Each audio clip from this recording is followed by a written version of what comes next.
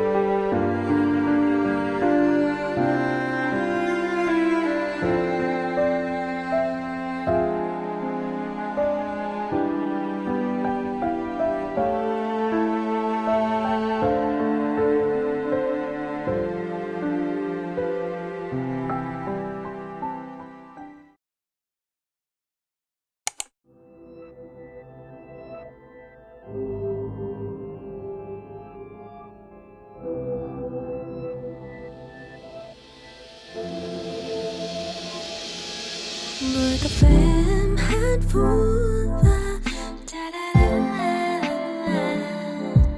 ngồi cà phê em cứ ngân nga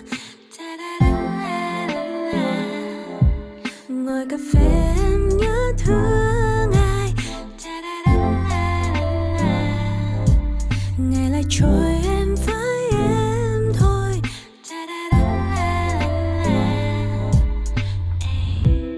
một ngày mới một trời trong xanh hot theo làn gió nắng mây trong lành turn my head and grab my phone nhẹ nhàng em bước xuống phố em đây tìm đến một cốc coffee quen thuộc yeah. Ngồi ngắm nhìn bao chiếc xe lướt qua ô cửa yeah. Vô như tình yêu trong đến sớm tan yeah. Tự hỏi tình yêu sẽ đến khi nào ngồi cà phê em hát vui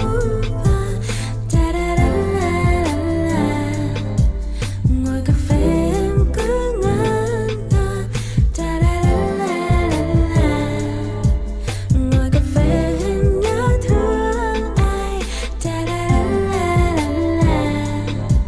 ngày lại trôi em với em thôi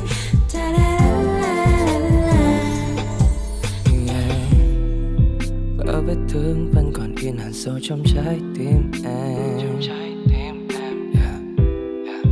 Em vẫn chưa quên đi được những đớn đau sâu trong lòng em và rồi em đã chẳng còn tin một ai tình người băng giá cho lòng em